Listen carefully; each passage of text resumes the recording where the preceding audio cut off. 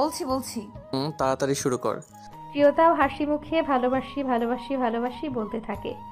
ইয়াশও কান ফিরে সেই মধুর ধ্বনি শুনতে থাকে। আচ্ছা, তোর কিছু হয়েছে বুশরা? না তো মা, কি হবে? মন খারাপ করে থাকিস যে সবসময়, কাল থেকে লক্ষ্য করছি। তেমন কিছু না মা। কেমন কিছু? প্রিয়তা। প্রিয়তা গিয়েছে জন্য এরকম মন খারাপ করে থাকতে হবে? তুইও তো কদিন পর হোস্টেলে চলে যাবি। তবু একটু খারাপ লাগছে। মন খারাপ করতে হবে না। প্রিয়তার সাথে কথা হয়নি? হ্যাঁ, রাতেও হয়েছে আর সকালেও। তাহলে মন খারাপ করিস না, তুই বস, আমি তোর জন্য নুডলস নিয়ে আসছি। ঠিক আছে। বর্ষার মা চলে গেলে বর্ষা একটা দীর্ঘ নিঃশ্বাস ফেলে মনে মনে ভাবে, তোমার মেয়ে বিষাদে তলিয়ে যাচ্ছে গো মা। তুমি ঠিকই বুঝতে পেরেছ তোমার মেয়ের মন খারাপ। শুধু মন খারাপ নয়, তীব্রভাবে এই মন খারাপ আমাকে শেষ করে দিচ্ছে মা। এই কয়েকটা দিনে যে আমার অভ্যেস হয়ে গিয়েছিল, সে আজ অন্য কারো হতে চলেছে মা। প্রেমে এত বিরহ সইতে হয়, এটা জানলে আমি কখনোই তার প্রেমে পড়তাম না। কখনো তাকে প্রতিদিনের অভ্যাস রূপে পাওয়ার কামনা করতাম না।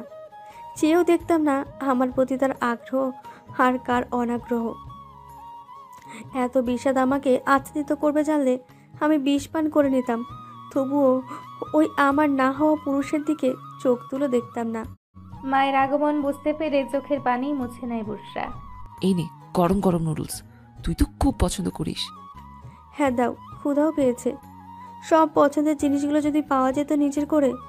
বর্ষা আপন মনে খাবার খেতে থাকে। তার বাহ্যিক আচরণ দেখা গেলেও মনে তোলপাড় করা ঝড়ের আভাস কেউ পাচ্ছে না। প্রিয়তা অফিস রুমে ফর্ম পূরণ করছে আর বারবার বাহিরের দিকে তাকিয়ে ইয়াশা তার চারপাশের মেয়েদের আর চোখে দেখছে। প্রিয়তা তাড়াতাড়ি করে নিজের কাজ শেষ করে বাহিরে আসছিল। এমন সময় একটা মেয়ে ইয়াশের সামনে এসে দাঁড়ায়। আপনি ইয়াশ? জি। আমি আপনার প্রথম কাজ দেখেই ফিদা হয়ে গিয়েছি। এত ভালো অভিনয় করতে পারেন আপনি। ধন্যবাদ। আপনি এখানে কেন? একটু কাজে এসেছিলাম। আচ্ছা, আপনি হঠাৎ করে কমেন্ট কেন অফ রাখলেন? এটা একটু প্রয়োজন ছিল, তাই রাখা হয়েছে। ও আচ্ছা, সামনে কি আমরা আবারও আপনাকে দেখতে পাবো কোনো কিছুতে? জি পাবেন, শুটিং চলছে। তাহলে তো খুব ভালো। আপনাকে তো বড় পর্দায় দেখতে চাই। আপনার কাজগুলো খুব সুন্দর। দেখা যাক, ভবিষ্যতের কথা তো বলা যায় না। আপনাকে রিকোয়েস্ট দিয়ে ঝুলে আছি, অ্যাকসেপ্ট করা যাবে কি? আসলে আমি তো অনলাইনে তেমন যাই না, এসব আমার ছোট বোন দেখে। আচ্ছা বুঝেছি, একটা সেলফি তো উঠাই যায় তাই না? জি অবশ্যই। দুজনকে এভাবে একসাথে দেখে প্রিয়তা কিছু না বলে বাহিরের দিকে একাই চলে আসে। ইয়াশ আর দেরি করে না সেখানে। গাড়িতে দুজন চুপচাপ বসে আছে। ইয়াশ বুঝতে পারছে না প্রিয়তার কি হলো, হঠাৎ করে এত চুপচাপ কেন আছে সে। প্রিয়তা এক পলকে বাহিরে তাকিয়ে আছে আর ইয়াশ বারবার প্রিয়তাকে দেখছে। কিছু হয়েছে তোর? মন খারাপ কেন? মনে অসুখ করেছে। ট্রিটমেন্ট লাগবে আমার, কিন্তু পড়াশোনা প্রায় শেষ। মনের অসুখ সব ডাক্তার সারাতে পারে বুঝি? কিছু কিছু মানুষের মনের অসুখ সারাতে ডাক্তার হওয়া জরুরি না। কি হয়েছে এখন বল। বলতে বলেছি প্রিয়। সবকিছুতে কেন জোর করেন আপনি? অধিকার আছে তাই। কিসের অধিকার? কদিন পর বুঝতে পারবি। এখনই বুঝতে চাই। সবকিছুর জন্য একটা সময় দরকার। সময় করে নিলেই সময় হয়ে যাবে। এত কথা কবে শিখেছিস তুই প্রিয়? আমি তোর কথাবার্তায় অবাক হয়ে যাচ্ছি। কথা বলা বন্ধ করে দেব? এমন সাহস দেখাবি না। কথা বললেও দোষ, আবার না বললেও দোষ। বাদ দে সব। রেস্টুরেন্টে যাবি? না, ভালো লাগছে না, বাসায় যাব। কি হয়েছে তোর? কিছুই হয়নি। ভালোবাসি বল তাহলে। আমি ভালোবাসি বললে তো আর কেউ আমাকে ভালোবাসা শুরু করে দেবে না, তাই না? শুরু করতেও পারে, বলা তো যায় না। মানুষের মন বলে কথা। অন্য কারোর সাথে আপনাকে আমি একদম সহ্য করতে পারি না ইয়াশ ভাই। ইয়াশ এবার প্রিয়তার মন খারাপের আসল কারণ বুঝতে পারে। হয়তো তখন ওই মেয়েটা ওভাবে কাছাকাছি এসে ছবি তুলেছে, তা দেখে হয়তো প্রিয়তার মন খারাপ হয়েছে। সহ্য করে নিবি। কিছু সময় পাশে থাকলে, সাথে থাকলেই সে সারা জীবনের সঙ্গী হয়ে যায় না প্রিয়। তবুও সহ্য করতে পারি না। আচ্ছা এসব ছাড়, আজকে বিকেলে বের হবি? আমি আর কাল থেকে সময় দিতে পারবো না, কাজে ব্যস্ত হয়ে যাব। এই বাসায়ও ফিরবো না হয়তো, ভোরবেলা চলে যেতে হবে। এখানে থাকলে কি সমস্যা? এখানে থাকলে মা রাত জেগে বসে থাকে। আমার বাসায় ফিরতে অনেক দেরি হয়, এখান থেকে কাজের দূরত্ব অনেকটা। আমি যদি অপেক্ষা করি? ঘরের বউয়ের মতো? এরকম দায়িত্ব পেলে তো আমি পৃথিবীর সব মেয়ের থেকে সবচেয়ে বেশি ভাগ্যবতী হব, সেটা যদি কখনো ভাগ্যে থাকে আমার। না, এত কষ্ট করতে হবে না, আমার ওই বাসাতেই বেশি থাকা হয়। বিকেলে বের হবি কিনা বল। আচ্ছা, তোর তো বই কিনতে হবে, লাইব্রেরি থেকেও ঘুরে আসা যাবে। আচ্ছা ঠিক আছে, বের হব। কালো আচ্ছা ঠিক আছে, কালো শাড়ি পরতে হবে, সেটাও পরবো। আমার দরজায় তো প্রেম করে নাড়ছে। প্রেম হলো ঠিক ক্যান্সারের মতো, না বলে চলে আসে, মেরে চলে যায়। তোর প্রেমে আমি বারবার মরতে চাই। একবার বলেন না ইয়াশ ভাই, আপনি আমাকে ভালোবাসেন। আমাকে না গতকাল থেকে আপনার কথাবার্তায় একটুও বিশ্বাস হচ্ছে না। সময় আসুক বলে দেব। সেই সময় কবে আসবে ইয়াশ ভাই, যেদিন আমার মস্তিষ্ক পূর্ণ হবে আপনার ভালোবাসার আগমনের খবরে? কবে স্নায়ু কোষগুলো জানান দেবে আমার প্রেমের বার্তা চলে এসেছে? খুব তাড়াতাড়ি, শুধু একটু অপেক্ষা কর। সে তো অনেকদিন ধরেই অপেক্ষায় আছি আমি। জেনে গিয়েছি আমি যাকে ভালোবাসি সেও আমাকে ভালোবাসে, তবুও তার মুখে শুনতে খুব ইচ্ছে করে। আমার এরকম ধীর গতিতে কথা বলা প্রিয়কে চাই না। তাহলে কিভাবে চান?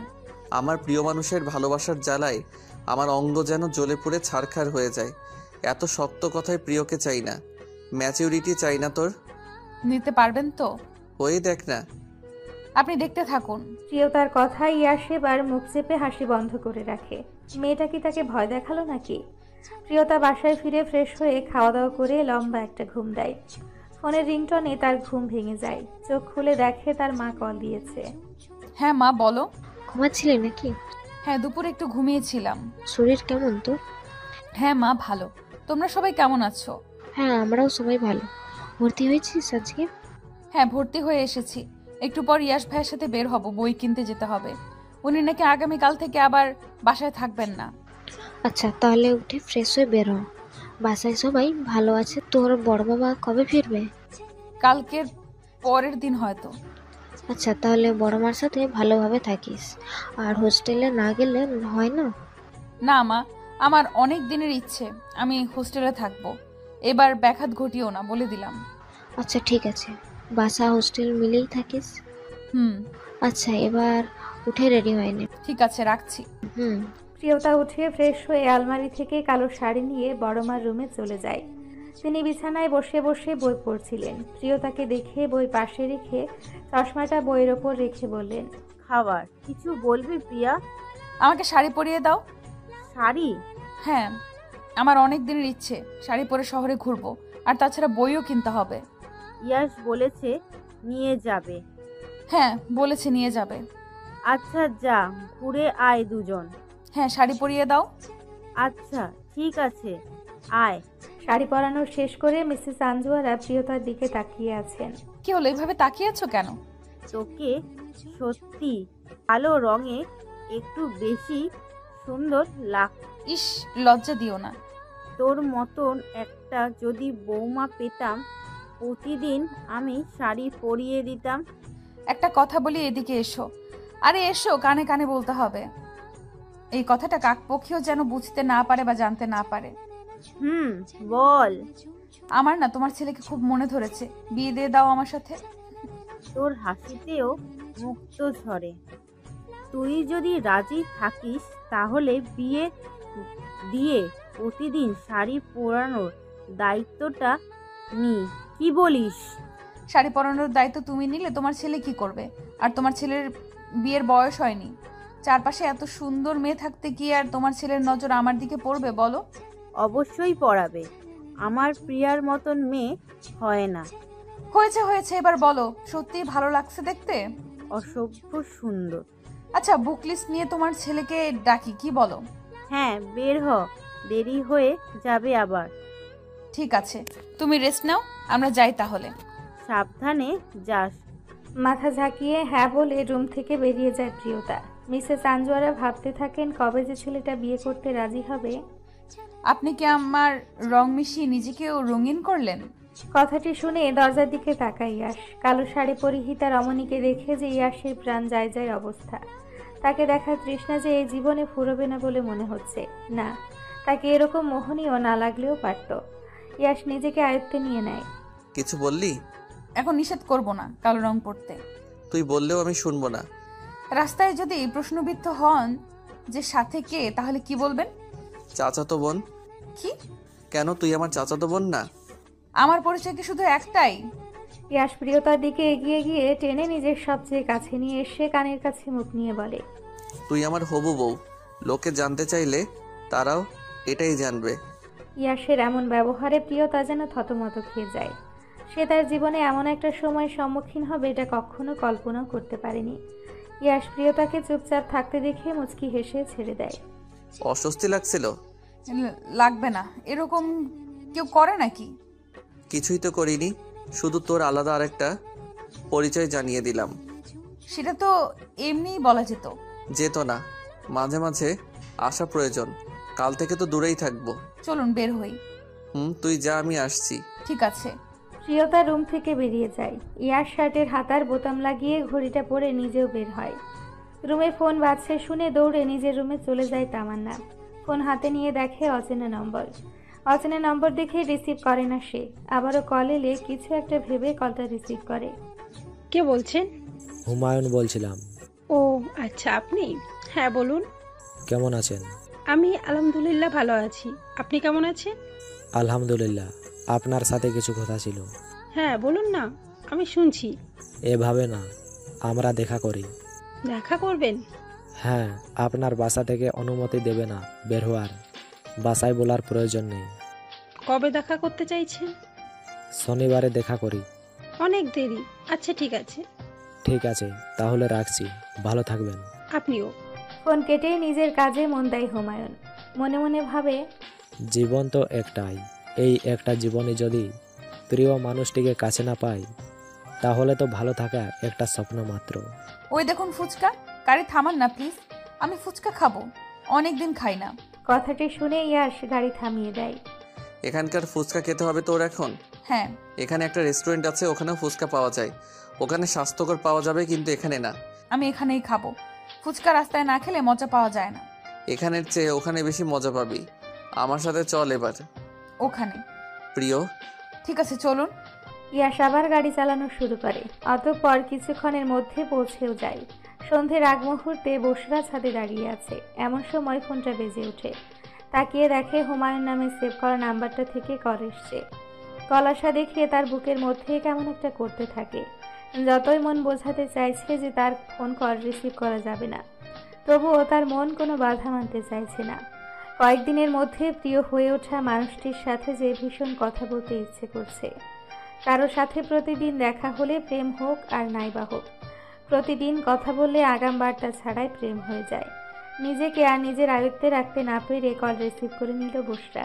আসসালামু আলাইকুম। ওয়ালাইকুম আসসালাম। কেমন আছেন? এই তো আলহামদুলিল্লাহ। আপনি? আমি ভালো নেই। কেন? আপনারই তো ভালো থাকার কথা। নতুন জীবনে পা রাখতে চলেছেন। একটা সত্যি কথা বলি। আমাকে মিথ্যে কথাও বলেন নাকি? আমার যে নতুন জীবনে বুসরা নামের মেয়েটার অস্তিত্ব নেই, সেই নতুন জীবন আমার চাই না। কি বলছেন হুমায়ুন ভাই? অস্তিত্ব কেন থাকবে না?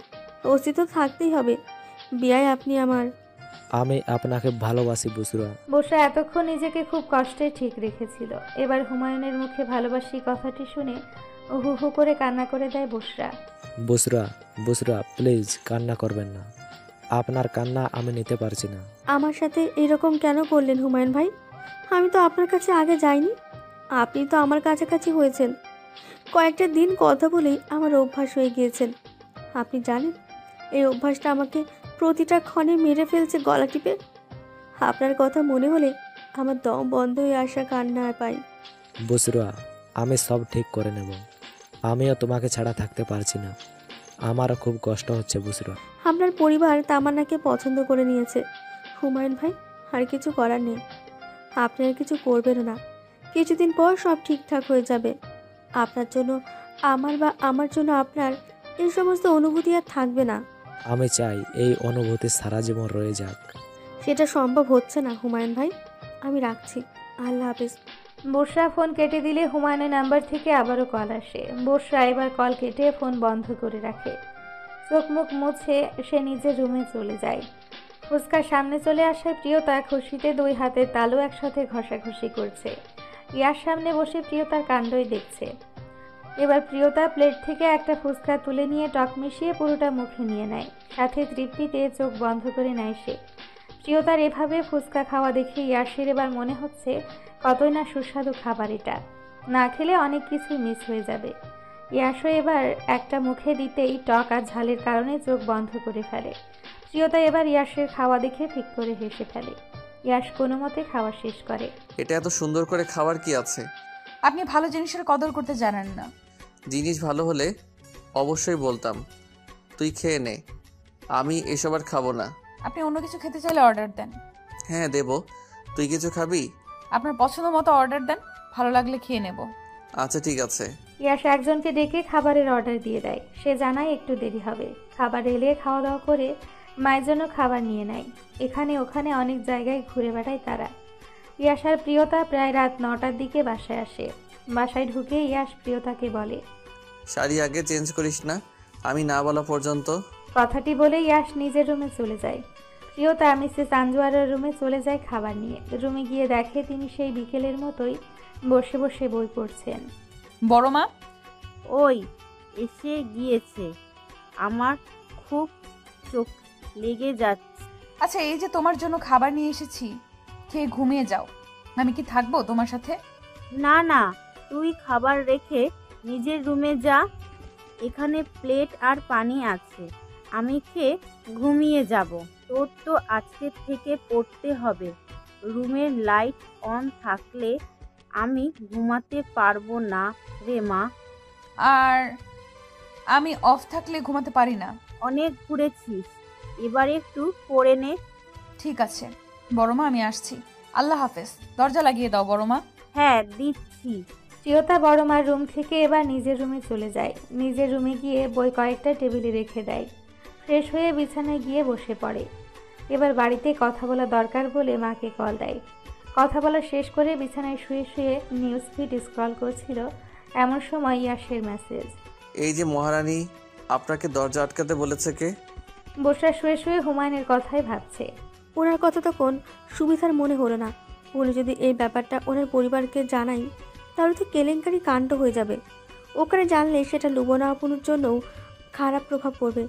আপুর ওপর খারাপ প্রভাব পড়লে সেটা এখানেও চলে আসবে। সব মিলিয়ে একটা বড় সমস্যার সৃষ্টি হয়ে যাবে। এত ভেবে কাজও নেই। তার থেকে ভালো হুমায়ুন ভাইকে নিষেধ করে দেওয়া, এসব নিয়ে আর না ভাবতে। বসরা পাশ থেকে ফোনটা নিয়ে হুমায়ুনকে কল দেয়। 2বার রিং হতেই হুমায়ুন কল রিসিভ করে। হ্যাঁ বলো। আপনি আমার সাথে আপনি করে কথা বলতেন। এখন আর পারবো না, তুমি করেই বলবো। এতে তোমার সমস্যা হলে কথা বলতে হবে না তোমার। আপনি আমাদের বিষয়ে আপনার পরিবারকে কিছু জানাবেন না। আমাদের বিষয় মানে? আমাদের কোন বিষয়? কি আদৌ তৈরি হয়েছে বুসরা? আমি আপনার সাথে যুক্তিতর্কে যেতে চাই না। আপনাকে শুধু এসব নিয়ে আলোচনা করতে নিষেধ করেছি। আমি চাই না এটা যেন কোনো খারাপ প্রভাব পড়ুক লুবনা আপুর ওপর। এতে আত্মীয়তার সম্পর্ক খারাপ হবে। আমার কথাটা মাথায় রাখবেন। রাখছি এখন। হ্যাঁ রাখুন। হুমায়ুন নিজেই ফোন কেটে দেয়। টেবিলে রাখা চায়ের কাপের ঠোঁট ছুঁয়ে আবার টেবিলে রেখে সামনে বসা মানুষকে উদ্দেশ্য করে বলে, দেখেছিস যে মেয়ে তার বোনের সংসার আত্মীয়দের সম্পর্কে কথা ভেবে নিজের পছন্দের মানুষকে বিসর্জন দিতে পারে, তাকে আমি কিভাবে হারিয়ে যেতে দেই বল? তুই যেটা ভেবেছিস সেই কাজটা সামনে নে। তোর মায়ের সাথে আমি কথা বলবো। তোর আর বসার দিকটা আমি দেখে নেব। তুই শুধু যে মেয়েকে দেখে এসেছিস সেই মেয়ের বিষয়টা দেখ। হ্যাঁ, আমি শনিবারে দেখা করতে বলেছি। ফোনে তো সব কিছু বুঝিয়ে বলা যায় না। হ্যাঁ সেইটাই দেখা কর। বসরা বিষয়টা আমি দেখে নেব। তুই যদি ঠিকঠাকভাবে কাজটা করে নিতে পারিস তাহলে সামনের সপ্তাহের মধ্যেই বসরার সাথে বিয়ে পাকা করে দেব। নাকি প্রেম করবি? না, বুসরা ওয়াইফ হিসেবে পারফেক্ট। আচ্ছা তাই নাকি? সব কয়েকটা বোনই কিন্তু ওয়াইফাই হিসাবে পারফেক্ট, এই যেমন আমার বউটা। দুজন চা খেয়ে কথা বলতে বলতে বাসায় চলে যায়। হুমায়ুন হিমেলকে নিষেধ করে দেয় এই বিষয়ে যেন লুবনা না জানে। মেসেজটা পাওয়া মাত্র প্রিয়তা ফোন রেখে দিয়ে দরজা খুলে দেয়। ইয়াশ প্যান্টের পকেটে 2 হাত দিয়ে দাঁড়িয়ে আছে। কি হলো? আমার এসে দরজার সামনে দাঁড়িয়ে থাকতে কেন হলো? এটা আমার অভ্যাস, আর অপরিচিত যে, তাই এরকম করে ফেলেছি। আমাদের বাসায় কে থাকে যে এইভাবে থাকতে হবে তোকে? আপনি থাকেন তো। কি থাক তুই, আমি চলে যাচ্ছি, কাল থেকে তো আর আসবোই না। বললেই হলো নাকি? প্রিয়তা ইয়াশের হাত ধরে টেনে ভেতরে নিয়ে যেতে না পারলে মাহিরি এসে ইয়াসের পেছনে দাঁড়িয়ে পিঠে মাথা দিয়ে ঠেলে ভেতরে নিয়ে যেতে থাকে। এবার প্রিয়তার কাণ্ড দেখে ইয়াস হেসে দেয়। ভেতরে গিয়েও ইয়াস চুপচাপ দাঁড়িয়ে আছে। কি হয়েছে? কিছু না। মেয়ে মানুষের মতো গাল ফুলিয়ে আছেন কেন? প্রিয়, দেখুন আমি কিন্তু শাড়ি পরেই আছি, চেঞ্জ করিনি। তো রাগ দেখানো যাবে না। হ্যালো বন্ধুরা, পরবর্তী পার্ট খুব তাড়াতাড়ি আসবে, তো সবাই অপেক্ষায় থাকো। আর চ্যানেলটি যারা এখনো সাবস্ক্রাইব করোনি তারা পরবর্তী পার্ট দেখার জন্য চ্যানেলটি সাবস্ক্রাইব করে রেখো। ধন্যবাদ সবাইকে, আমাদের সাথেই থেকো।